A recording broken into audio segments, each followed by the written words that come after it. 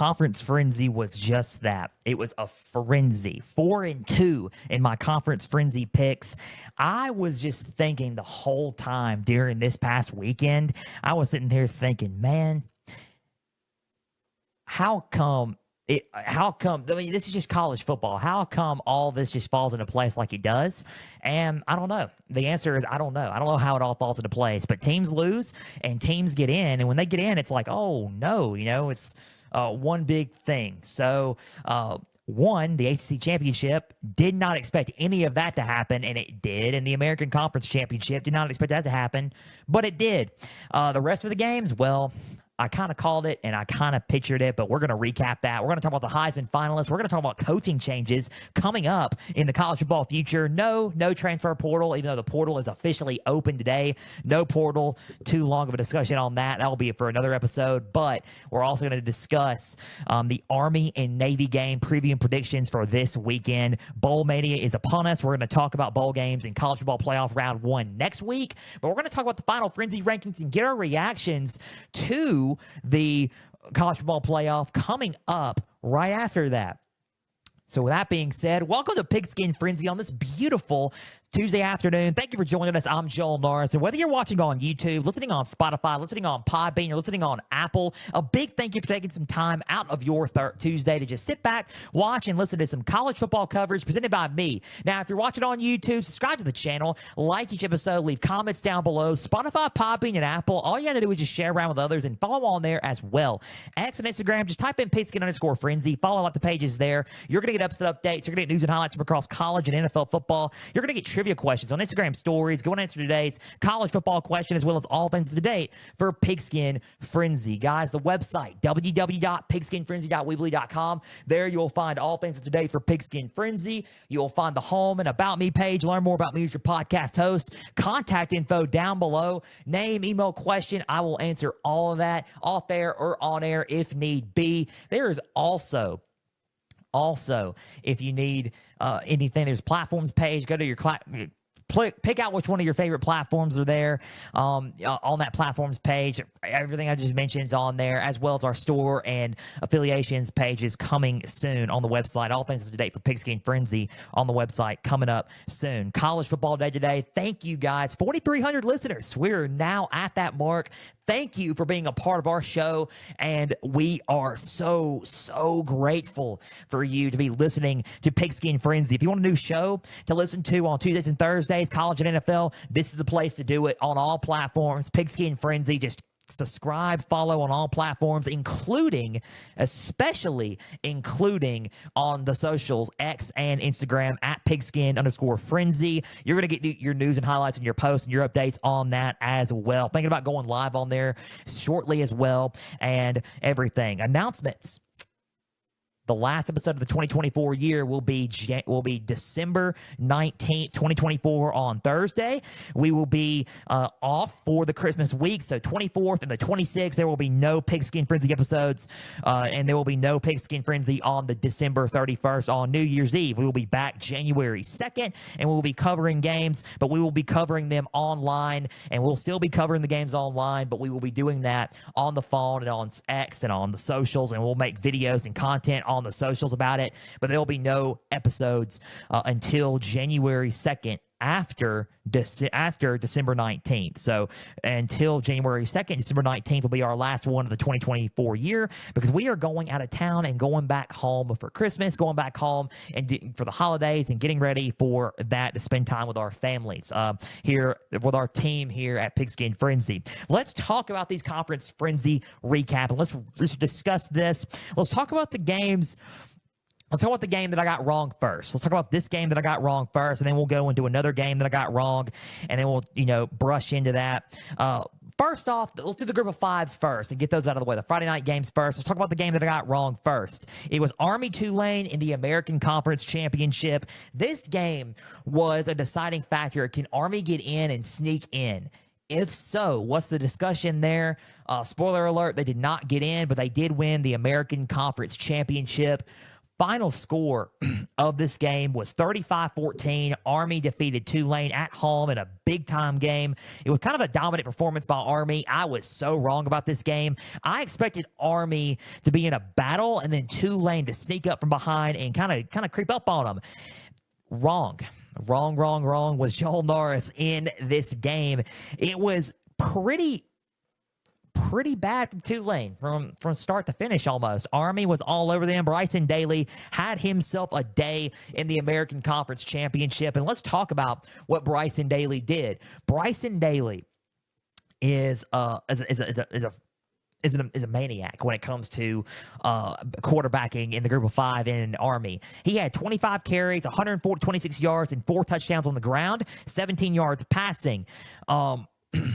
Kanye Udoh had 20 carries, 158 yards, and a touchdown. Short had 50 yards, 8 carries, and the Army Black Knights controlled a lot. So if you want to talk about defensively, they were physical on defense. They got some turnovers as well. Some positive circle moments was Bryson Daly on the ground. Bryson Daly on the ground was tremendous. 4 touchdowns, 156 yards as a quarterback. They could not stop Daly at all. So on the ground, positive circle moments was good. If you want to talk about the stat line here, positive circle moments, total yards 352 compared to Tulane's 324, 6 yards per play compared to Tulane's 6 yards per play. So they tied in yards per play. Here's the only thing they kind of lost at, and that was the 17 passing yards compared to Tulane's 209. They did not throw the ball. It was only 17 yards, and it was that throw by Bryson Daly. And look, rushing, 335 yards on the ground compared to their 115 yards on the ground. Army's rushing attack was on point in this ball game. They could not slow down the run. They really just could not do it. And that was the problem with with Tulane in this game. They could not slow down the run. So, point blank, not a lot of negatives in this game for Army. There's not a lot of negative circle points in this game for Army. There was the only negative circle points was the passing. Other than that, it was good. Their defense was physical. They snagged 2 turnovers. They pressured Darian Minsai, who has entered the portal. He played really well, but they just could not. They pressured him. They won the line of scrimmage battle, and Army was just the American Conference champion. Captain America, as we say here. They were Captain America. They were the team in the American Conference. That's really all there is to say about Army. Coming up for Army next is the Army-Navy ball game. They have Army and Navy. And then in the Independence Bowl on December 28th, the 2 games they got left is they got to play Navy, which we are predicting that game coming up this weekend, Army and Navy in Philadelphia. Then they got to go play the Independence Bowl. They got to play Marshall on December 28th at 9:15 Eastern, 8:15 Central in the Independence Bowl. Marshall versus Army in that one. So those are the 2 games they got left this season. Army was in firm control of that game. They are the American Conference champion. Let's move on to Tulane before we go to the Mountain West Championship. We got a lot of games to cover here and talk about in depth. Tulane in this game could not get out from the start. From defense, from offense, to special teams, you can name it all. Tulane could not get it going. It was a rough outing for Tulane in this one. Tulane could not get anything going. They had bad snaps, bad trick plays. Everything was just bad. It wasn't good. Minsai threw the ball well, 209 yards, 2 touchdowns, 17 for 25, but that interception, they ran the ball 66 yards for Hughes. Minsai had 41 yards on the ground. Clayton Johnson had 11 yards. They ran the ball for 115 yards on the ground, but not a whole lot. They passed really well for 209 passing yards, but other than that, they just couldn't capitalize on their drives, and the Army's defense was just all over their offense at the end of the day. Fumble and a turnover, huge negative points for this team. Some positive points were that the passing game was going pretty effective. They can move their offense, but they couldn't capitalize on a lot. They only scored 14 points, 2 touchdowns. But the defense was all over this offense. So those are some positive points there. Some negative points for Tulane, obviously. 6 penalties in this ball game. 6 penalties, 45 yards, 2 turnovers. They were very efficient on third down. 5 for 10 and a half, 50% on third down. 6 yards per play was pretty good, and 209 yards passing. So they did pretty well, but not enough not enough to get the win here. 2 turnovers, and they got off the field, and Army can control time of possession in this game. It was just Army's game. Army was the better team. I picked a wrong game, and Tulane was not the better team. Tulane is a solid team, and John Summerall is going to have them ready to go next year. There were some rumors about him with the UNC head coaching vacancy. Those rumors have been shut down. John Summerall is staying, and good on him. He is staying in New Orleans for Tulane. The Green Wave can rock and roll with John Summerall. It's the first year with John Summerall there for Tulane, so he went to the American Conference Championship his first year at Tulane. What's it going to be like in the next few years once he gets everything going? Once he gets everything going, what's it going to be like? That's my concern, and that's my thing for John Summerall and Tulane. So watch out for Tulane and John Summerall. They're 9-4, have a shot at winning 10 games this year, and they have a shot at repeating and going back to the American Conference Championship with Summerall as their head coach. Tulane in their bowl game.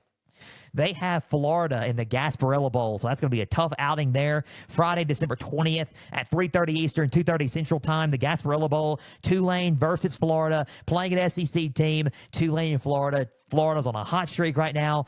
Won 3 out of their 2 tough schedule games at the end of their brutal schedule, and they're on a hot streak. Billy Napier is trying to turn that program around. Let's see how that game's going to go. I'm curious to see how that's going to go. 35-14, Army defeats Tulane, and they are the American Conference champions. Army is. So let's go to the Mountain West Championship, and let's talk about Boise State and UNLV really quick before we go to these other 4 ball games. So I was picking Boise State to win this game. I thought Boise State, with the running ability and with their defense, was going to be able to control what Hajj Malik Williams was going to bring to the table and what Barry Odom was going to bring to the table. More on Barry Odom later in this episode. We're going to talk about that. Final score of this game was for Boise State 21, UNLV 7. Boise State are the Mountain West champions. Yes, they are a first round bye in the college football playoff. They have been chosen to be in. They are in the college football playoff. 21-7. Boise State are the Mountain West champions. 12-1. UNLV is 10-3. Let's go with Boise State really quick, and let's talk about some of these positive circle moments for this team. Ashton Jeanty obviously was the positive circle moment. They could not stop him at all. 32 carries, 209 yards, a touchdown, and 6.5 yards per rush. 6.5 yards per rush was Ashton Jeanty in this one. He is a madman. Literally a madman in this. Like, he is an absolute savage. He is, in my opinion, he is a Heisman finalist. I will get to the Heisman finalists, my predictions here in a little bit. He is on the verge of breaking Barry Sanders' record. I mean, come on. Ashton Jeanty is the best running back in college football right now. He's dominant. Doesn't matter what conference he's in. He's an absolute animal. And he is a freak of nature when it comes to running the football. He really is. So Ashton Jeanty was a positive circle moment. Maddox Madsen was an absolute baller as well. 2 total touchdowns, 1 passing, 1 rushing, 3 carries, 9 yards on the ground, 158 yards passing, 18 for 27. Madsen was on fire. Spencer Danielson's got this team and this offense clicking and ready to play, centered around Jeanty, of course. Kapalis, 37 yards, touchdown, 2 receptions. Matt Lauder. Matt Lauder had 62 yards, 5 receptions, 12 yards per reception. The defense was all over it. Oladipo, a sack, and 10 total tackles. There's also Virgin, who had 5 total tackles and a sack. They got to Hajj Malik Williams a bunch. And when I mean a bunch, like, I will say about 5 5 times. It was 5-6 times. 5-6 times they got to the quarterback. They got to Hodgman Lake Williams. This defense was on fire. They got to Hodgman Lake Williams a lot. So this defense was a positive circle moment in this one as well. Very physical and a team that you got to watch out for in the college football playoff, hands down. I'm not counting Boise State out of it at all. I don't think it's going to be an easy road for whoever plays Boise State, but Boise State has a chip on their shoulder. They're hungry, and that's why they won the Mountain West Championship in this one. Very physical on defense. That running game with Genty is insane, and they played lights out on both sides of the football and on all sides. Special teams, offense and defense, the Broncos were all over it. Spencer Danielson had this team ready to play, hands down. Spencer Danielson had this team ready to play. In total yards, 373 compared to their 327. Passing, 158 compared to their 110. They outgained them by 2 yards in rushing. 217 for UNLV compared to Boise State's 215, and 5.8 yards per play compared to their 5.2 yards per play. Efficient on third down, 6 for 14. 100% on fourth down. They only had 1 penalty for 10 yards, and they had 0 turnovers. They won time of possession as well. They were all over UNLV, and it wasn't even close. This is a college football playoff team that you have to take notice of out of the Mountain West and out of the group of 5. They are literally a solid football team. They've been waiting for this moment, and they're finally getting this moment coming up in the Fiesta Bowl on New Year's Eve. This is what they've been waiting for, and they're finally getting it. Boise State has a first-round bye in the college football playoff on New Year's Eve in the Fiesta Bowl. We're going to see who they play, and we're going to see we're going to go over the matchups here in a little bit and give you my thoughts on the college football playoff that came out 2 days ago. But they are a solid team, and you got to watch out for Boise State in that one. 21-7, the Mountain West champions are the Boise State Broncos. Let's talk about UNLV really quick before we move on to the other Power 4 conference championship games. UNLV in this one played with the intent of they were physical and they were really good. They just could not stop the run, and that was the big part of it. Genty is a problem. Their defense couldn't stop it. They got tired of it, and Maddox Madsen played like the better quarterback in this one. Hodgman Lake Williams was solid. He had 110 yards and an interception, but he was also 0 touchdowns, and he was 13 for 28. So not the best passing day for him. Hodgman Lake Williams also had 56 yards and 21 carries on the ground. James had 95 yards and 2 carries, 47.5 yards per rush. Burrell had a touchdown and 47 yards and 5 carries, but that's about it. The defense played really, really well as well. They got some sacks, but that's about it. Made some good tackles. They tackled really well, but Boise State just moved the ball pretty at will almost. They just eat with ease and at will on this UNLV Rebels team. They are a solid team in the Mountain West, and it was just like last year. Boise State's back-to-back Mountain West champions. They played UNLV last year. They beat UNLV, and they've done it 3 times now. 3 straight wins over UNLV for the Boise State Broncos. UNLV is a solid football team. They just did not have that to stop that offense and Spencer Danielson in this one. Barry Odom got out-coached, and this offense couldn't move the ball very well and capitalize on those drives. They moved the ball well. They just couldn't capitalize on drives besides 1 touchdown, and that was really it. They had moments, though. 5.2 yards per play, 217 rushing, 110 passing, and 327 total yards. 5 for 16 on third down efficiency. Not too bad. 2 for 4, half, 50% on fourth down efficiency as well. I think the negative circle moments came with not capitalizing on their drives. Couldn't stop the run with Ashton Genty. 5 penalties for 30 yards and that 1 turnover. That 1 crucial turnover by Hodgman Lake Williams was the vocal point in this ball game. UNLV is a solid football team, and I believe they can win 11 wins. I really do. There is some coaching going on around UNLV, but we're going to get to that here later in the show. But UNLV is a solid team, and you cannot deny UNLV and what they've done this season. Round of applause for UNLV. They did really, really well. And they have a bowl game. They have a bowl game coming up. SoFi Stadium. I think it's the LA Bowl in SoFi Stadium against Cal. So Cal and UNLV play Wednesday. Coming up next week, in fact. Next Wednesday night, 9 Eastern, 8 Central. Next Wednesday night, Cal and UNLV play in the LA Bowl coming up next Wednesday. So that should be an interesting matchup. UNLV could provide a stiff competition for Cal in that one, but UNLV just could not hang in there with a tough Boise State team and an elite runner like Ashton Genty. That's really about it. Final score 21-7. Boise State defeated UNLV. They are the Mountain West champions. They get a first round bye. UNLV has a bowl game next week against Cal to end their season. Moving on to the Power 4 conference championships, let's talk about the Big 12 championship game, a game that I got right. Arizona State, Iowa State for the Big 12 championship. I didn't think I was going to be this right, though. And I was really right. I was hands down right. Arizona State was my winner in this one, and they won big for me. Cha-ching. That's all I got to say. Final score, 45-13. If I remember the score, I'm clearing my throat because I don't want to get this one wrong, obviously. 45 Arizona State, 19 Iowa State. They were dominating the whole game.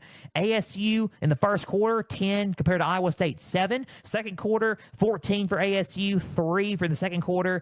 They scored 21 unanswered in the third quarter against Iowa State. 9 unanswered for Iowa State in the fourth. It was 45-19. Arizona State gets a first round bye in the college football playoff. They are the Big 12 champions. Let me tell you this before I just tell you about what I warned you guys about.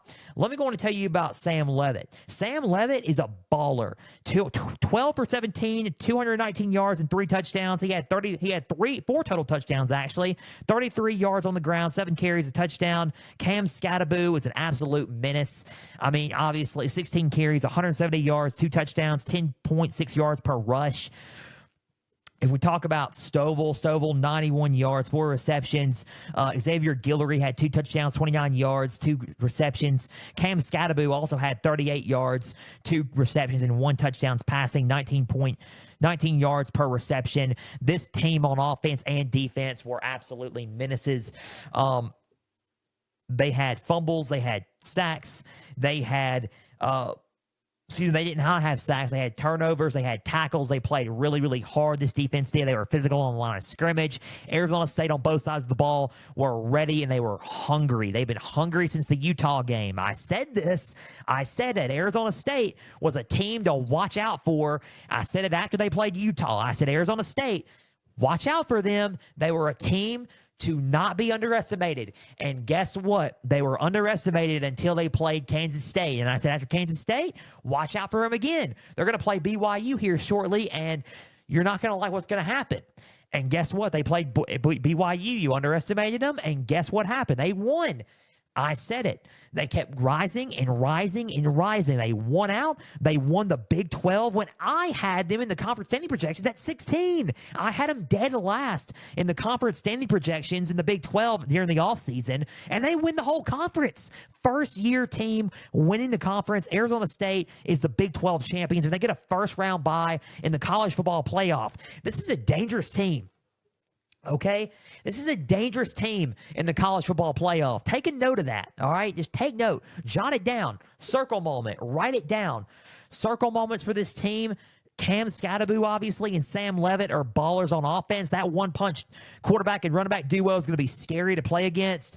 Some more positive circle moments. 5 for 12 on third down efficiency. 2 for 3 on fourth downs. They didn't have any turnovers. They forced 3 turnovers, and it was that defense is physical as well. So some positive circle moments there. They beat them in all categories of the game. 8.1 yards per play compared to their 4.9 yards per play. 245 compared to their 127 rushing yards. Passing, 219 compared to their 214. Total yards, 464 compared to their 341.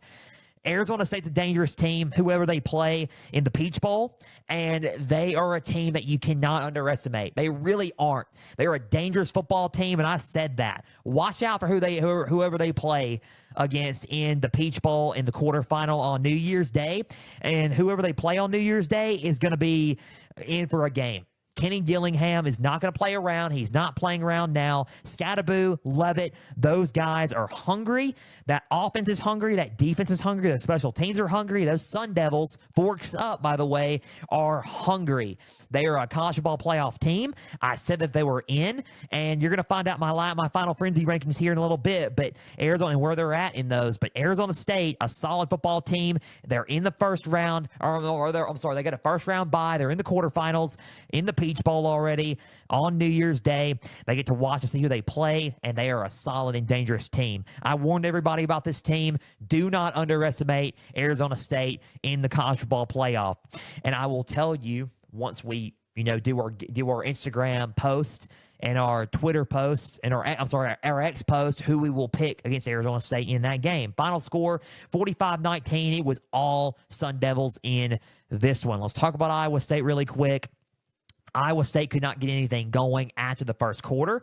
They did a little bit in the second, but not too much. After going into half, it was all Arizona State, and Arizona State from there on out. That 21 unanswered in the third quarter was just rough and brutal for the Cyclones. But here's what I like about the Cyclones. One, they're playing in the Pop-Tart Bowl against Miami. I'm excited to see that game because that's going to be an interesting game. We will probably cover that bowl game because that's going to be an interesting game here on Pigskin Frenzy, Iowa State and Miami. Iowa State is a team bringing everybody back, and they're a team that could run the table in the Big 12 next year. They're a team that could be a year ahead of where they're supposed to be, and there could be a team next year that can win the whole Big 12 and get a first-round bye in the college football playoff. They really could. It was just Arizona State's time this year. Iowa State played hard in the first quarter but got dominated in the rest of the game. I will say Sam Beck, 2 touchdowns, 214, 21 for 35. He is so tough. He took a big hit, and it was potentially targeting, and it was targeting, and after that hit, it was awful. I think it was, if I could pull up my notes here really quick, it was Shamari Simmons, who was ejected. He will miss the first half of the Peach Bowl on New Year's. So Arizona State played solid. Beck is a tough guy after that hit. He got back up, went back in, played some more. He's a solid quarterback for the Cyclones team, and he's going to be a very, very good asset in the future to this team. As I drop my pen, let me grab it. There we go. Nope, almost had it. There we go. If you're watching on YouTube, you're thinking, what is this guy doing? Drop my pen. He's a solid quarterback. This team is going to be solid next year as well. 52 yards for Hansen. Sama had 27 yards. Beck had 23 on the ground. Receiving, Noel had a touchdown, 64 yards. Hansen had a touchdown, 1 yard, 4 receptions. And then Higgins had 115 yards, 7 receptions. They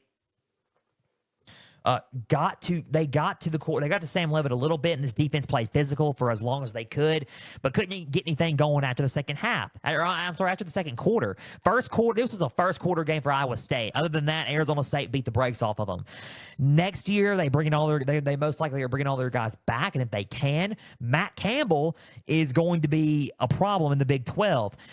7 for 14. Those are some positive circle moments too. They showed physical prowess and toughness in the first quarter, but other than that, all negative. 3 crucial turnovers, and then 2 penalties were good. 2 penalties for 10 yards was not bad. Arizona State had 7 penalties. They got to clean that up for the Peach Bowl, but 3 crucial turnovers, and Arizona State, they couldn't stop Arizona State. They couldn't stop the run with Cam Scatterboo. They couldn't stop anything, and it was just a one-sided affair from there on out. So other than that, it was just one-sided. Iowa State is a team that could be a solid threat next season in the Big 12. They may have just been a year ahead, and that was all it is. They may have just been a year ahead in the Big 12. The Big 12, they have to play, Iowa State has to play Miami in the Pop-Tart Bowl. In the Pop-Tart Bowl at 3:30 Eastern, 2:30 Central on December 28th. I think this game is in Orlando. In Orlando, the Pop-Tart Bowl, Orlando, Florida, Iowa State versus Miami in the Pop-Tart Bowl, 3:30 Eastern, 2:30 Central on December 28th, a game that we most likely will be covering on Pigskin Frenzy. At Pop-Tarts, I'm shouting you out again. Pop-Tarts, I'm shouting you out again. Contact me. I'm covering this game, okay? I am covering this game.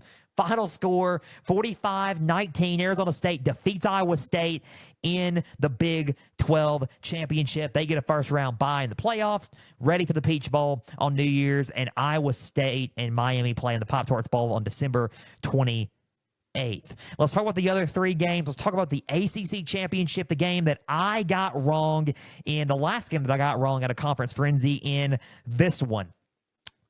It was a blowout in the first half. SMU was nowhere to be found. Clemson was all over them. And then all of a sudden in the second half, Rhett Lashley starts showing life. He starts showing life, and they're coming back. They score at the very end, make it 31-31. A huge kickoff return by Clemson. And all of a sudden, Nolan Hauser kicks as a freshman kicker, kicks a game-winning kick. A game-winning field goal, 56 yards to win their ninth ACC championship. Final score, Clemson 34, SMU 31. Who would have thunk that Clemson was going to win the ACC championship this year? I had them in it with Miami. I had them in it. So I got that one right at least, but I didn't think they were going to win the ACC championship. I said last year, I hinted at it last year in 2023 that it was probably going to be their year, but then I didn't see how well that Miami did in the portal. And then I saw Miami, how they did in recruiting in the portal. Miami did incredible. And then Miami was winning games. Then they blew it against Georgia Tech and blew it against Syracuse at the end, missing the playoff and the ACC championship effectively after that. SMU got in, Clemson got in. And now Clemson is in the college football playoff and winning the ACC championship. They're in. They are in. Dabo Swinney, in his 7th appearance in the college football playoff, he is very familiar with the college football playoff. Everybody said that they weren't going to be in the 12-team playoff, but how can you have a 12-team playoff, right, without Clemson in it, right? It's only fitting. They've been in the majority of the 4 teams, so how can you have the first ever 12-team playoff without Clemson as the ACC champion in that? Clemson 34, SMU 31, Cade Klubnik 4 passing touchdowns, 262 yards, 24 for 41 in there, 21 yards on the ground, 14 carries on the ground. Phil Maffa 28 yards, 13 carries. Haynes had 15 yards, 5 carries. Bryant Wesco Jr., 143 yards, 2 touchdowns, 8 receptions. Brenning Stool had 2 touchdowns, 23 yards, and 4 receptions. Williams had 50 yards, 5 receptions. The defense was all over them. They snagged 2 turnovers in this game, 2 crucial turnovers. Clemson did not run the ball well, but Cade Klubnik was throwing the ball all over this defense. Cade Klubnik ran the ball when it mattered, though. He ran the ball when it mattered and kept drives going, and that's what I like about Cade Klubnik. Developed Cade Klubnik and this Clemson offense. Cade Klubnik has sure developed. He really has, and I'm going to eat my crow. I was very harsh of Cade Klubnik in his development in his football game, and he has developed from that. He has played well from that, and he has done quite well for himself this season. He has had the best season he has had all season. He's won an ACC championship. He has been the quarterback that Dabo Swinney has always thought he could be, right? And he played like it in the ACC championship. 4 touchdowns. He was the MVP. No wonder. I would make an MVP too. 4 touchdowns passing, 262 yards. Man, 326 total yards compared to SMU's 458. And SMU outgained him in everything. They outgained him in everything, but Clemson still won because of the first half that they had. And the special teams played really well in this game. The only negative moments I had was the rushing. 64 rushing yards total. They're going to have to clean that up. They have Texas in Austin in their first round playoff game coming up next Saturday. Not this Saturday, the 14th, but next Saturday afternoon. They have Texas in their first round playoff game, and they have to play good with an edge on the ground. And there's a critique. I got to talk about that when we talk about our playoff reactions. Rushing, 64 yards, not good. Everything else was fine, though. I mean, passing was good. They were efficient on third down, 7 for 17, 50%. They played well, 0 penalties, played a clean game, disciplined game, and they played really, really well to become ACC champions and get into the college football playoff. Who knew about Clemson? Really? Like, who knew? I didn't know. I didn't think Clemson was going to get in, but they got in. They shocked us all. Not only did they take advantage of Syracuse beating Miami and sneaking in, they capitalized and rebounded from that South Carolina loss last week and won. And they won the ACC championship, and they won the conference. So good on them against a solid SMU team all year. They have Texas next Saturday. We're going to preview and predict that game next Tuesday on Pigskin Frenzy. Not doing playoff predictions today. Just going to give you our reaction. We're only covering one game this weekend. Even though bowls kind of officially start this weekend, we're going to do just one game this weekend. Got a lot on my plate. So we're going to do NFL games more this weekend. So final score, 34-31. Clemson defeats SMU in the ACC Championship. Let's talk about SMU in this one, and let's talk, and before we move on to the other two conference championships and get to the playoff reactions and coaching changes and Heisman and talk about the Army-Navy game before we conclude. So SMU in this ball game in everything outdid Clemson. They did. 458 total yards, 304 passing, 154 rushing, 5.3 yards per play. 9 for 18 in third down efficiency. Those are positive circle moments for this team. Jennings, in the second half, played well. Didn't look like the moment phased him. 104 yards, 3 touchdowns. Brashard Smith, 113 yards, 24 carries. Jennings had a rushing touchdown, 35 yards, and 10 carries. Daniels, 97 yards, a touchdown, 8 receptions. Heibner, a touchdown, 69 yards, 5 receptions. Brashard Smith had a touchdown, 34 yards, 6 receptions. Defense played well in the second half. They got sacks on Klubnik, and they played physical. They did not. They started off very, very slow in the first half. They came back in the second half and made it an exciting ball game. The second half team of SMU looked like SMU, right? They looked like we've seen SMU all year.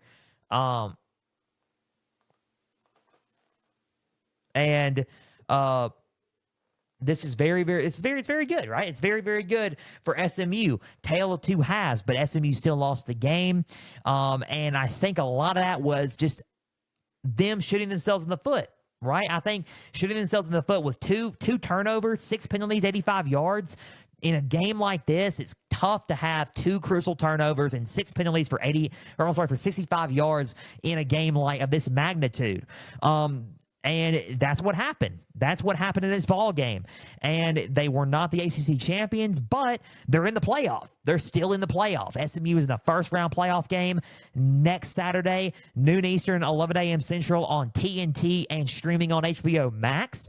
So we're going to cover that game as well. We're covering all the playoffs, by the way. But SMU's in that game, and they're in the playoffs.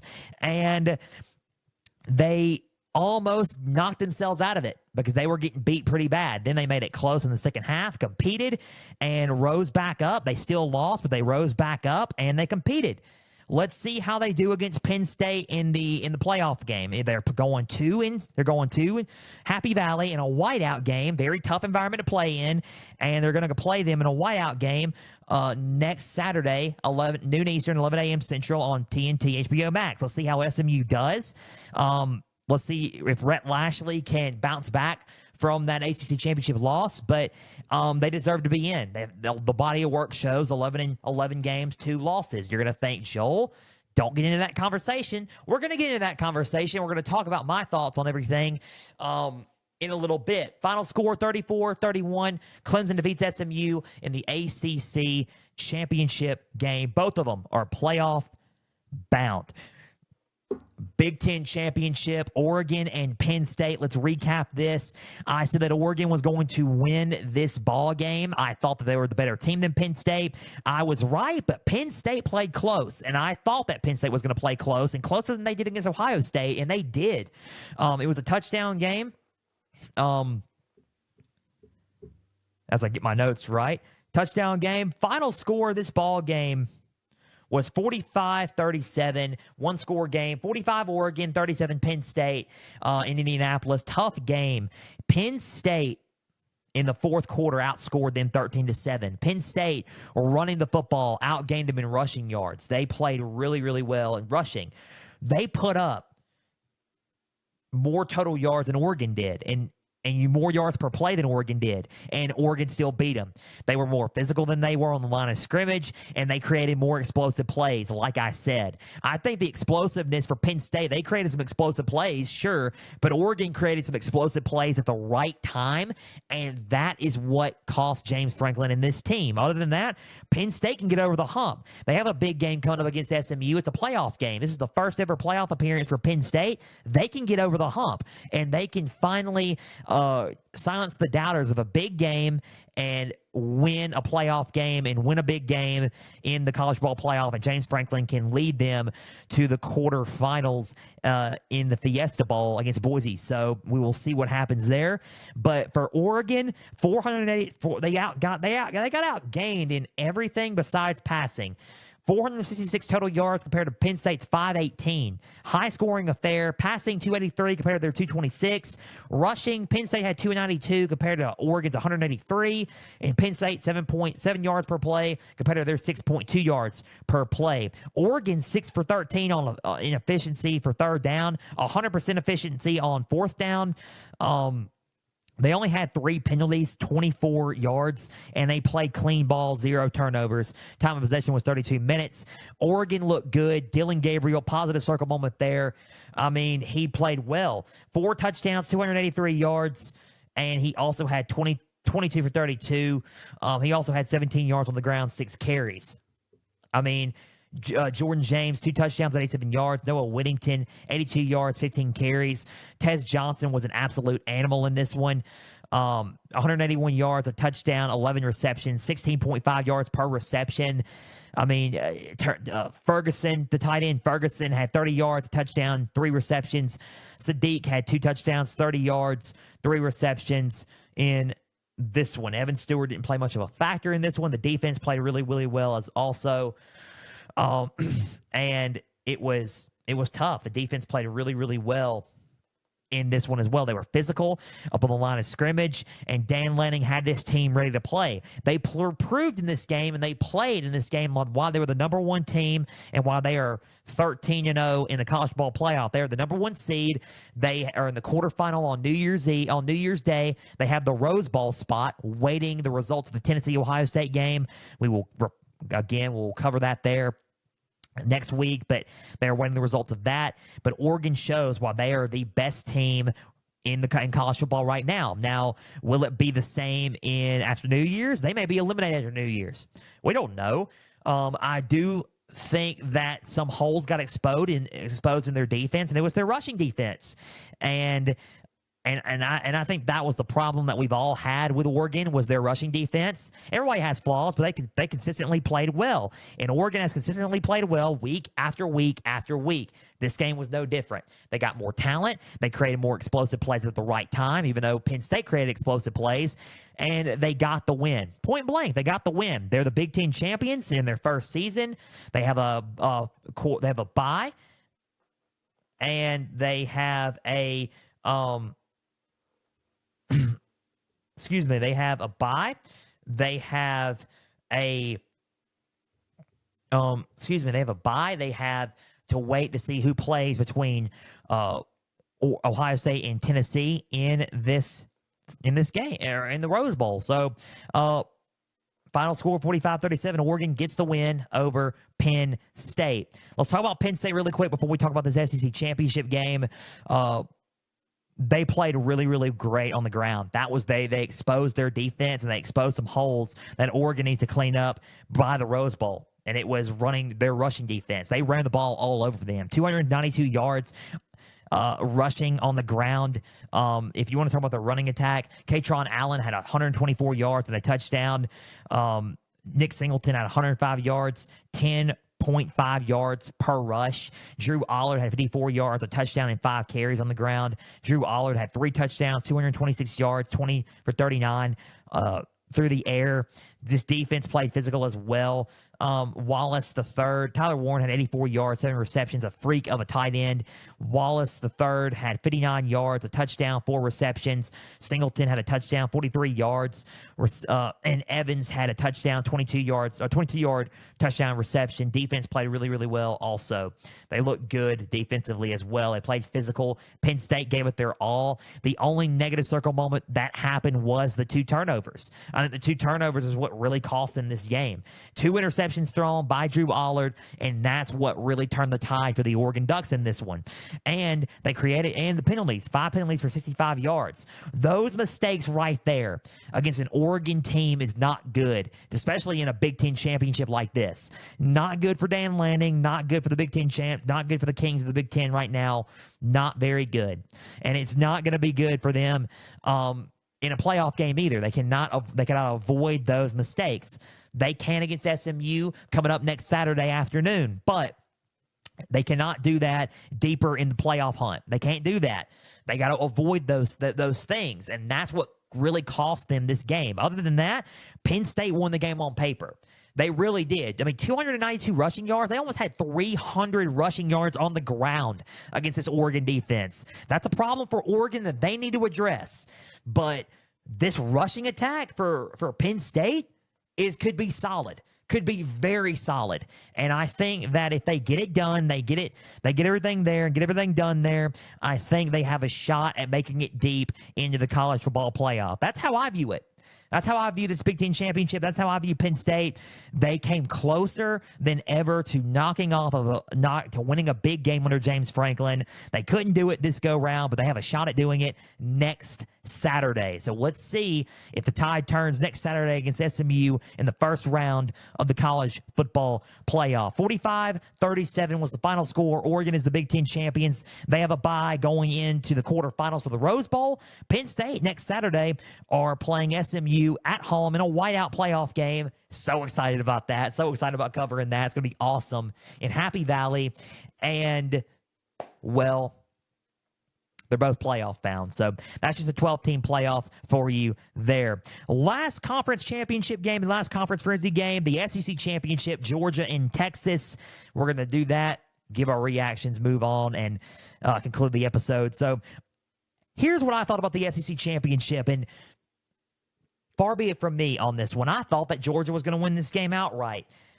I thought that Georgia, backs against the wall, doubting Kirby, doubting Georgia. You know, shame on you, right? And let me go on and tell you something, guys. Shame on you because you doubted them and they just won. It was an overtime win for Georgia. Final score in overtime, 22-19. Georgia defeats Texas by 3. They covered. It was a 3-point favorite for Texas. They covered in that game. And Georgia, it was the other way around. Georgia covered that game, 22-19. Georgia defeated Texas. Georgia looked good. Quite the injury scare right now with Carson Beck. There are some notes that we got to say. He has a UCL injury in his right elbow. He is seeking further treatment. He could miss the quarterfinal game in the Sugar Bowl when he faces the winner of Indiana and Notre Dame. He could miss that game. Gunnar Stockton may have to start, but he is seeking further treatment. There is no timetable for his return, so everything there is TBD for Carson Beck right now, but Gunnar Stockton would be the starting quarterback for this team. So big-time news for Carson Beck in Georgia. He left right at halftime, left the game with an injury, and Gunnar Stockton played the whole second half. Georgia played well with a solid quarterback. They were not getting anything going on offense with Carson Beck in there. Nothing against Carson Beck. My thoughts and prayers are with him, and hopefully his elbow heals nicely and he heals quickly and he gets back on the field for this team and for anybody quickly. But they were not moving the ball very well at first in the first half, and all of a sudden Gunnar Stockton comes in and they have a touchdown their first drive. There's life in this offense with Gunnar Stockton. A touchdown in their first drive by Trevor Etienne. And they played well in that. Gunnar Stockton, 12 for 16, 71 yards. Carson Beck was 7 for 13, 56 yards. Trevor Etienne, 94 yards, 2 touchdowns, 16 carries. Frazier had 47 yards, 6 carries on the ground. They were physical at the very end of the line of scrimmage.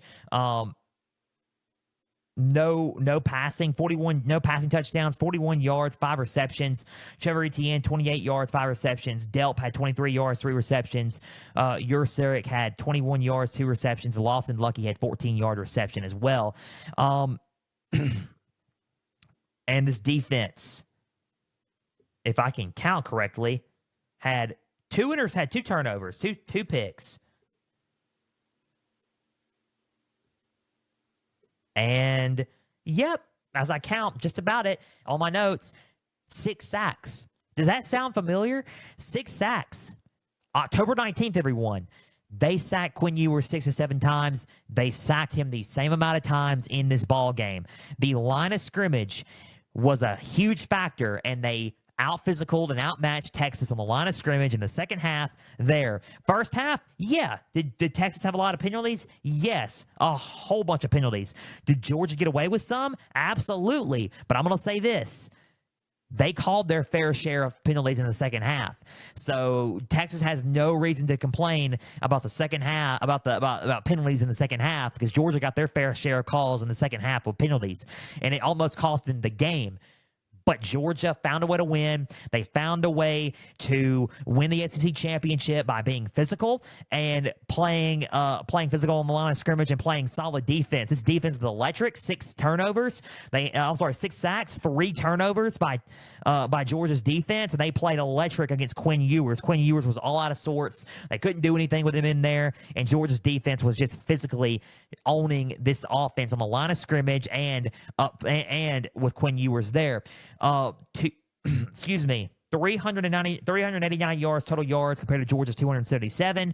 Passing 358 compared to their 136. Rushing 141 Georgia.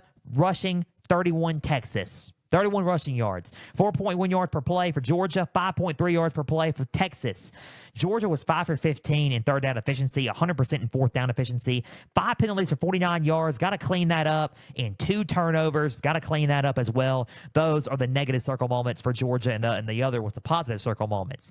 Defense was all over this team, and this defense is going to be scary for whoever they play in the quarterfinals or in the semifinals of this college football playoff. They get a first round bye, SEC champion, first round bye, number 2 seed in the college football playoff. They get the Sugar Bowl, so they have to play the winner of Indiana and Notre Dame after next Friday's playoff game at night, next Friday night. But Georgia is a scary team to play in the college football playoff. When they turn into Georgia in the championship rounds, they get to where you're like, okay, this team can win the whole thing. And they show you. And this defense is a championship-level defense if they play like that. 6 sacks, 3 turnovers. They can play like a championship-level defense if they keep doing what they did against Texas. I mean, they've dominated Texas up front twice now, 6 sacks. And they did really, really well in the second half for sure. So Georgia is a scary team to watch out for in the college football playoff. The quarterback situation does concern me a little bit. Moving the ball down the field does concern me a little bit. But as long as that defense plays the way they do, and they keep playing the way they're playing, then to me, there's really nothing to be afraid of if you are, the Georgia Bulldogs. So final score of this game, 22-19, Georgia quarterfinal Sugar Bowl. First round, they play on New Year's. And let's see what Georgia does in this game on New Year's. Let's see who the starting quarterback's going to be. Let's see how Georgia is. They are the SEC champions. I kind of had a feeling they were going to win this ball game. But let's go to Texas really quick before I give you my reactions to the college ball playoff and coaching changes and give you my thoughts on that and Heisman finalists and Heisman prediction and for this Saturday ceremony and Army-Navy game. So Texas was good in the first half. They created some explosive plays. They passed the ball really well, 358 yards passing total. Quinn Ewers, 358 yards passing, a touchdown, 2 interceptions. No good on the interceptions. Wisner, 51 yards, 19 carries, 5 yards, 1 carry for Arch Manning, and Ballou had 2 yards. Golden, Matt Golden had 162 yards, 8 receptions. Moore had 114 yards, a touchdown, 9 receptions. Silas Bolden had 36 yards, 2 receptions. Bond had 22-yard reception. That was about it.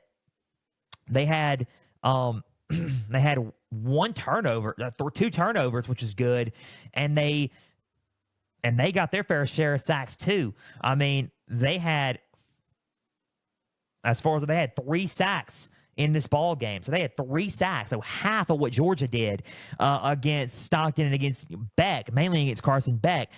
This defense, this front is solid. They have a solid offensive front in line of scrimmage. They were physical on the line of scrimmage on both D-line and offensive line. They are really physical, but they just met their match in Georgia.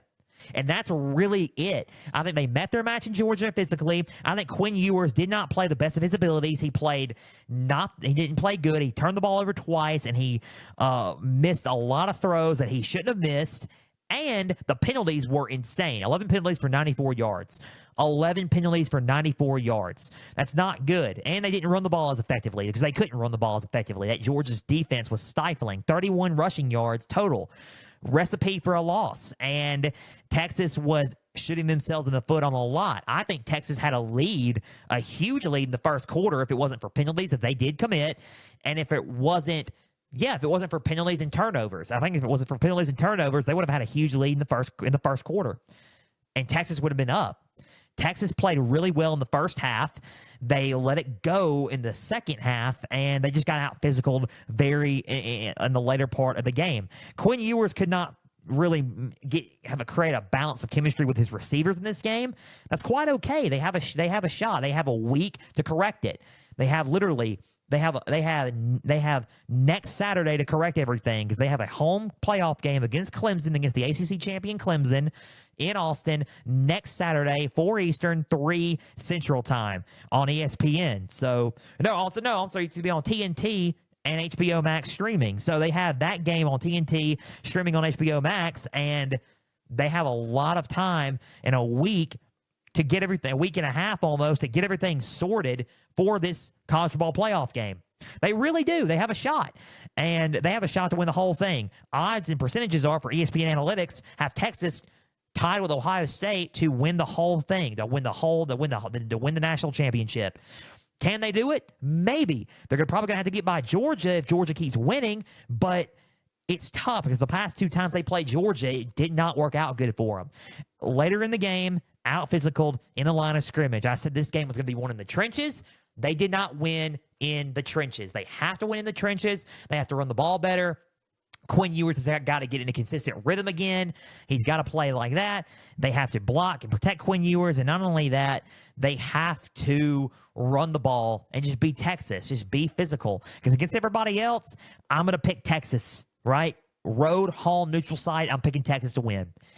Georgia is different because they have the equal playing field with Texas when it comes to line of scrimmage, when it comes to backs, when it comes to throwing in a consistent rhythm, when it comes to defenses. They have a consistent, equal level playing field.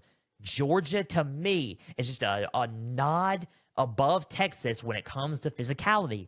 They have been, and that's due to coaching on Kirby Smart's part. With coaching. Final score, 22-19. Georgia defeats Texas. Texas has got a first-round playoff game against the ACC champion Clemson at home next Saturday, 4 Eastern, 3 Central. We'll cover that game and predict that game next week. Georgia has a Sugar Bowl quarterfinal, and they are on a bye. On New Year's Day, they are on a bye. They are the SEC champions after much chaos in the SEC. We got the game that we wanted, and we got the outcome that I predicted, Georgia over Texas in Conference Frenzy. That was Conference Frenzy weekend. That was my recap of all the games there. Let's talk about really quick. Let's discuss the college ball playoff and the rankings and my thoughts on everything. And let's discuss the My Frenzy rankings before I discuss the top 25. And a lot of people are thinking, before we discuss everything, but before we discuss the coaching changes in the Army, Navy preview and predictions, let's discuss the playoff. And here's my thoughts on everything. The discussion was SMU or Alabama. Who's going to get in? And here's who I had an hour. It was on X. If you follow on X, at Pigskin_Frenzy. If you follow on Instagram, at Pigskin_Frenzy. Same thing for both channels. If you follow on both Instagram and X, all you got to do is follow, hit that follow button, subscribe, follow. You'll get updates on everything football and college football and NFL football. So if you follow on there, you see that I posted the final Frenzy rankings an hour, maybe 45, 30 minutes before the college football playoff selection show on ESPN. And I put SM, and these are my rankings. The final rankings are this. I'm not posting on tomorrow because they're already posted, but here are the final rankings. 25 through 15. Iowa State at 25. UNLV at 24. Missouri at 23. Memphis at 22. Syracuse at 21, Illinois at 20, 19 Colorado, BYU at 18, Army going up to 17 after winning the American Conference Championship, Miami, a mistake at putting them in at 18, I put them at 16, South Carolina at 15, I made a mistake at putting South Carolina ahead of Alabama and Ole Miss. Even though Alabama was ahead of them, I put them ahead of Ole Miss. They shouldn't have been. South Carolina 15, Ole Miss 14, and the second team out is Ole Miss. I put Ole Miss the second team out. I think those losses hurt them. I think those losses were not good for them. Kentucky, LSU, and Florida were hurtful losses. They should have not had those losses. Those hurt. So I think those games right there hurt them. That's why they're out of the playoffs. Number 13 and 12. 13, Alabama, 12, SMU. You cannot punish, and I get this, if you're leaving conference championships out, then Alabama needs to be in over SMU. I understand that by strength of schedule. But SMU went to the conference championship. Bama did not go to the SEC championship. SMU went to the ACC championship and lost, and they competed for an ACC championship. Bama lost and did not compete for an SEC championship this past weekend. They're a 3-loss team. SMU's a 2-loss team. You favor the 11-2 over the 9-3. I know it's the best 12 teams in, but you got to be real with this, and you got to think conference championships, to me, matter. And getting to those, and they're a rewarding thing for your postseason. And if you make it, they matter for your playoff hopes, and those matter. Conference title games matter, and they still matter. You're screwing up your integrity of conference championships if you put Alabama in over a team that went to the ACC championship and competed for a conference championship. Did they lose? Yeah, they lost. Don't punish them for it, though. You don't punish somebody for losing a conference championship. You think they punish Georgia for losing against Alabama? No, it's the SEC. I get it, but still, conference championships matter. If Bama was in the other foot and SMU was a 9-3 team, they would have put Alabama in. There's no discussion. Bama would have been in. Win or lose, Bama would have been in because Bama made it. Bama did not make it this go-round. They're out. They are in the Reliant Quest Bowl against Michigan. It was kind of like one of those things where it's like, okay, you didn't make the playoff, but congratulations. We're going to reward you with a playoff or a rematch from last year's playoffs against Michigan. Congratulations. You get that. So that's it. So it's kind of like a lose-win for Alabama in that sense. But Alabama's 13 on my list, and that's my reasoning there. SMU is 12. SMU is 12. SMU is 12. Boise State's 11. Clemson is 10. Indiana is 9. Arizona State's 8. Tennessee is 7. Penn State is 6. Ohio State's 5. Texas is 4. Notre Dame's 3. Georgia is 2. And Oregon is 1. Those are the final Frenzy college football playoff rankings for 2024. We will have more rankings next year and next season on Pigskin, on the next fall season in 2025 for Pigskin Frenzy starting late October, early November of 2025. So next year we will have these out and ready to go for next season. Those are the final rankings on there. Go and check them out on X and on Instagram at Pigskin_Frenzy. So here are my problems with the playoff. The playoffs matchups go like this. SMU at Penn State. And SMU at Penn State, whiteout game, the conference runner-ups. I think Penn State should be a higher seed than SMU. I agree with that. It is next Saturday, 11 a.m. Eastern, noon Eastern, 11 a.m. Central on TNT, streaming on HBO Max, a whiteout playoff game. I'm so excited about saying those words. Next Saturday afternoon on the 21st. And we're traveling the next day, so good on that. So we're covering those games, and then we're going back home to Mississippi. So, yes, that is a good matchup. Not going to preview and predict it. We're going to preview and predict all the first round matchups next week, but those are the matchups there. Ohio State, Tennessee at Ohio State next Saturday night, 8 Eastern, 7 Central on ESPN/ABC in the shoe. Tennessee at Ohio State, probably going to be the closest matchup in the first round. Maybe they're all going to be close, but I think it's going to be the closest one, I think. And that's a favorable matchup for both teams, and that's a good seed. Those are fair seeds. And then Notre Dame, Indiana is a fair seed. That's next Friday night I think that's on ESPN, ABC, as far as I know. 8 Eastern, 7 Central, next Friday night on ESPN and ABC next Friday night, and we're going to talk about that there for next Friday on next Tuesday. But Notre Dame, Indiana, and Tennessee, Notre Dame, and it's in South Bend. Indiana at Notre Dame. That is going to be that's a fairly ferreted seed for both teams. Here is what I don't like. Clemson at Texas. And I think it's a good matchup, don't get me wrong, but why is Texas playing a home game? Yeah, they lost the conference championship, but they're playing the lowest ranked conference champion. Doesn't matter if they're the lowest ranked conference champion. Doesn't matter. I think that the lowest ranked conference champions, if you're going to do automatic buys, the lowest ranked conference champion should still be rewarded for winning a conference championship by having a first round home game. I think that should be the case. Clemson should be playing in the first round at home. They shouldn't be playing Texas and Austin. But Clemson is happy to be there where they're at. I understand that. They're playing at 4 Eastern, 3 Central on TNT and HBO Max, streaming on HBO Max. But here's the deal. They should be playing a home game. Home game for them. I'm telling you what I know. It should be that.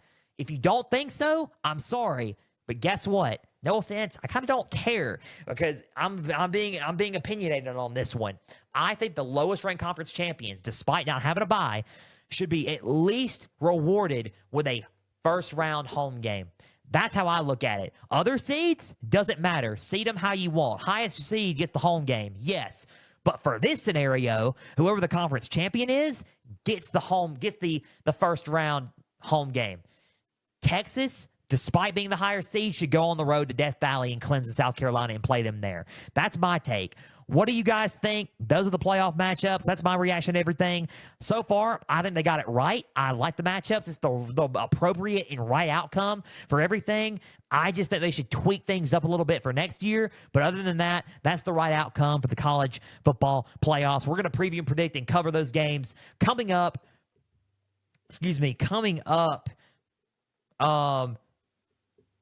So coming up next week. So that will be the games there. Also, a few bowl games that we are covering, and we're going to get our bowl game coverage out of the way next week as well. So, before we begin with our Heisman finalists and Army-Navy predictions, let's talk about some coaching changes going on around the league. Purdue these are some 4 big news out of coaches. Purdue is hiring UNLV head coach Barry Odom as their next head coach. Interesting choice there. I think it's a good hire, a surprising hire. He's leaving UNLV to go coach in the Big Ten.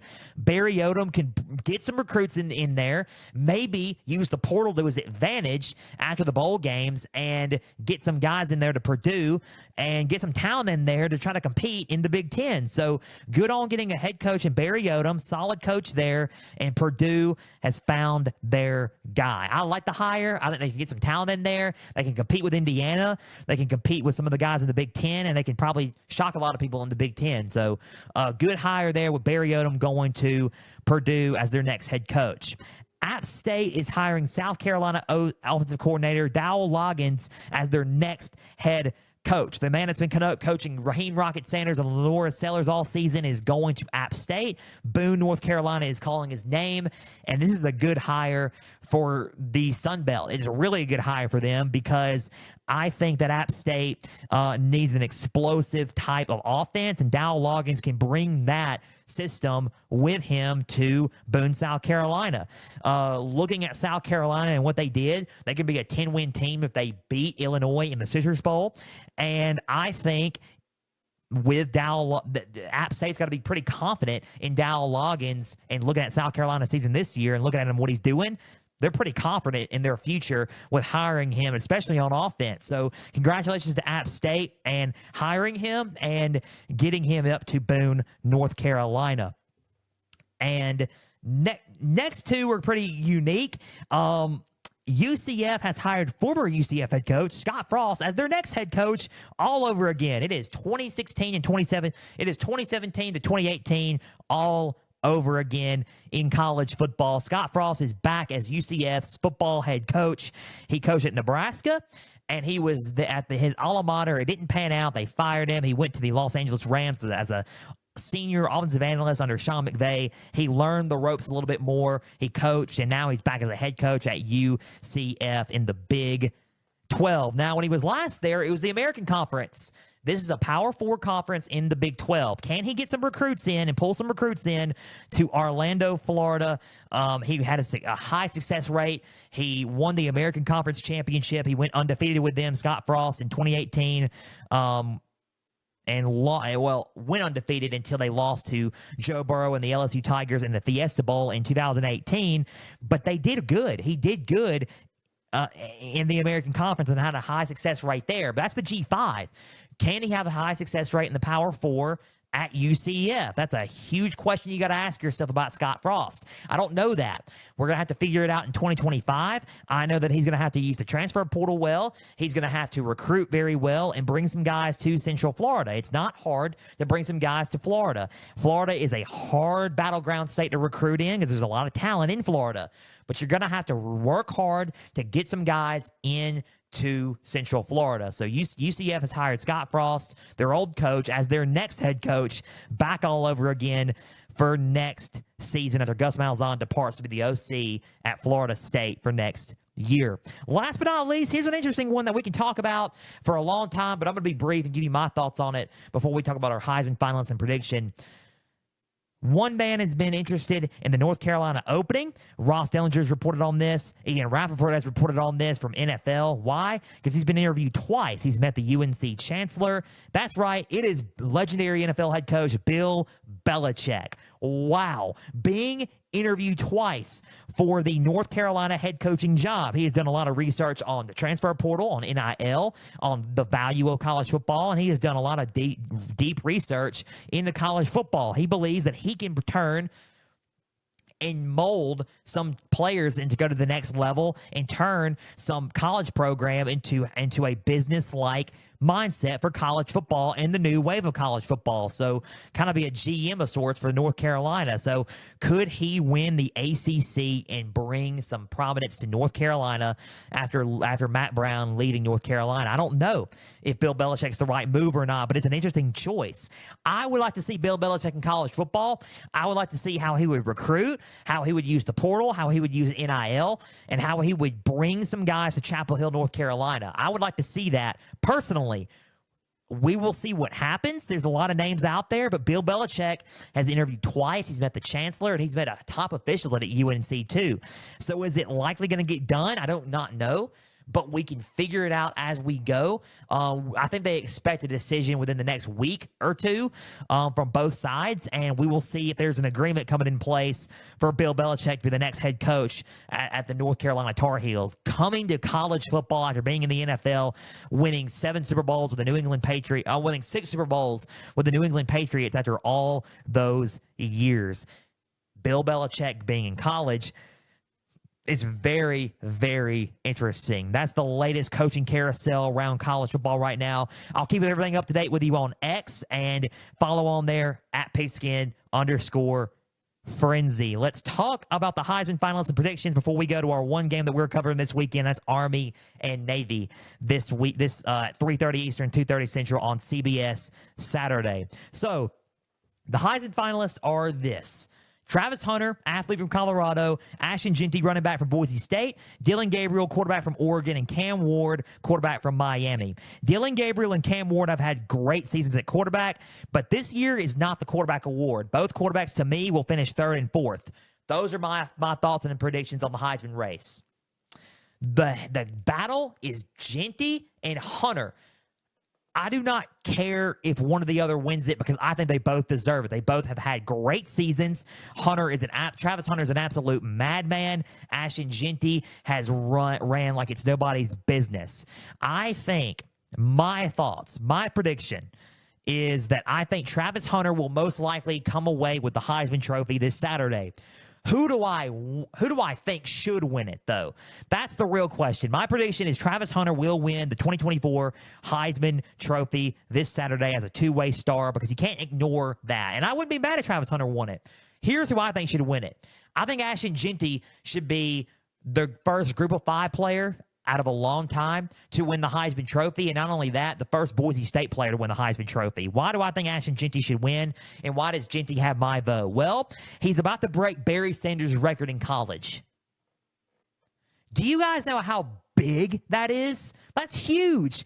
He's about to break a record that was once deemed unbroken, and he can do it in the college football playoff. This man is a monster on the ground. Read his stats. Go look him up. He is a madman. He's rushed for over 2,000-plus yards on the ground. He's got 20-plus yards of touchdowns. He averages over 200 plus to 150 plus a game. He's a madman. Ashton Jeanty deserves to win the Heisman Trophy for that reason. I think he deserves a tiny bit more. I think he should win it. That's my vote. If I had to cast my vote for the Heisman Trophy, I'm casting my vote for Ashton Jeanty, running back of Boise State, to become the 2024 Heisman Trophy winner this Saturday night. But Travis Hunter most likely will win it. I just think Ashton Jeanty deserves it a tiny bit more. That's my thoughts. That's my Heisman predictions. And what do you guys think? Let me know down in the comments on YouTube below, and my thoughts on X and Instagram. Just message me for that. Preview prediction time for the Army and Navy game. Only game that we're covering this weekend for college. Army and Navy. Army is 11-3. Army is 11-1, coming off of an American Conference Championship win. They are the defending American Conference champions. They got to play Navy, who is 8-3 and in the same conference. So Army Navy Conference Championship. Going to be a conference championship game, used to be, but we will see who wins the traditional Army-Navy game here. Navy is 8-3, coming off of a huge win against East Carolina. Army coming off of a huge win against Tulane in the American Conference champion. Let's see who can keep up their momentum. Can Navy upset Army right after they won the American Conference Championship? Something's got to give here for both teams. Let's go to Army's keys really quick. Number one, force turnovers. Blake Horvath can turn the ball over quite often.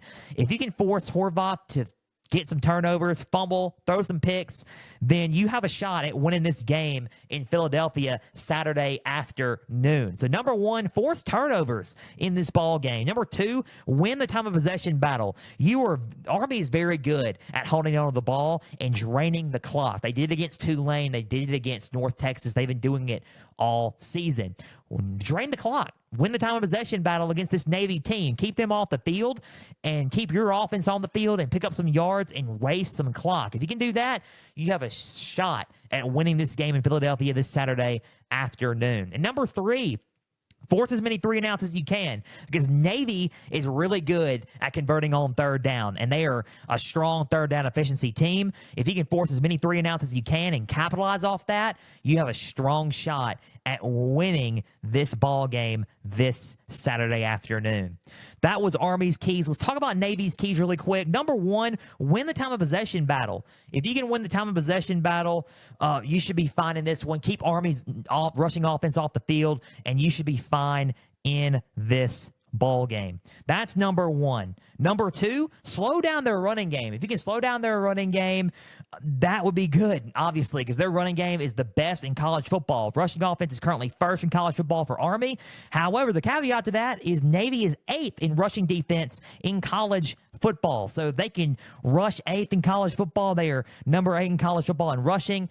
That should be good for them also. If they can slow down their running game, keep them off the field, and win the time possession battle, that'd be good there. And number 3, like I said, kind of opposite of Army's keys, win on third down.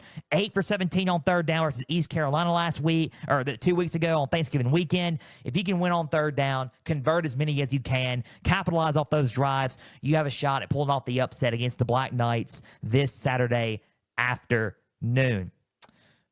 Those are Navy's keys. Those were Army's keys just a minute ago. Who do I got winning this ball game this Saturday afternoon? Army or Navy? I think it's going to be a close back-and-forth game. It's going to be physical. A lot of running will be involved. I think it will be a 24-21 game. I got Army in this one. I think the momentum is just in their favor after winning the American Conference Championship. I think they're a better running team than Navy is. I think Navy turns the ball over a little bit more. I think they will turn the ball over a little bit more, but not too bad. Not too bad. I think Bryson Daly is a solid quarterback, and I think he does it with his legs and does enough to get the job done in Philadelphia this Saturday afternoon. Give me Army to defeat Navy 24-21, Army 24, Navy 21. Navy goes 8-4 and finishes their season. Finishes their postseason regular season 8-4 before they play Oklahoma in the Armed Forces Bowl. Army goes to 12-1 before they play Marshall in the Independence Bowl. Army defeats Navy 24-21 and goes to 12-1 on the year. That just about does it for Pigskin Frenzy. That was the Army-Navy prediction. That just about does it for Pigskin Frenzy. Guys, a big thank you for taking some time out of your Tuesday to just sit back, watch, and listen to some college football coverage presented by me. Now, if you're watching on YouTube, subscribe to the channel, like each episode, leave comments down below. Spotify, Podbean, and Apple, all you got to do is just share around with others and follow on there as well. X, Instagram, and Facebook, just type in Pigskin Frenzy. Follow like the pages there. You're going to get episode updates. You're going to get news and highlights from across college and NFL football. You're going to get trivia questions on Instagram stories. Go and answer today's college football question as well as offensive to date for Pigskin Frenzy. X and Instagram at Pigskin_Frenzy. There. Guys, thank you for everything. www.pigskinfrenzy.weebly.com is the website. All things up to date for Pigskin Frenzy. Thank you for joining us today, for listening to some coverage presented by me. We will be back Thursday for our latest NFL edition of Pigskin Frenzy, our Week 14 recap of the NFL season, and we're going to preview and predict the top matchups for Week 15. We're going to see who's in and who's out with a Pigskin Frenzy NFL injury report and some news around the league for the NFL. So until Thursday's edition, or Thursday's NFL edition of Pigskin Frenzy, I'm Joel Norris signing off. God bless you all. I'm praying for you all. We couldn't do this show without the Lord and Savior himself, Jesus. We love him, and we pray for everybody out there and all of our listeners out there. Until Thursday, I'm Joel Norris signing off. For everybody out there, please and always stay the course.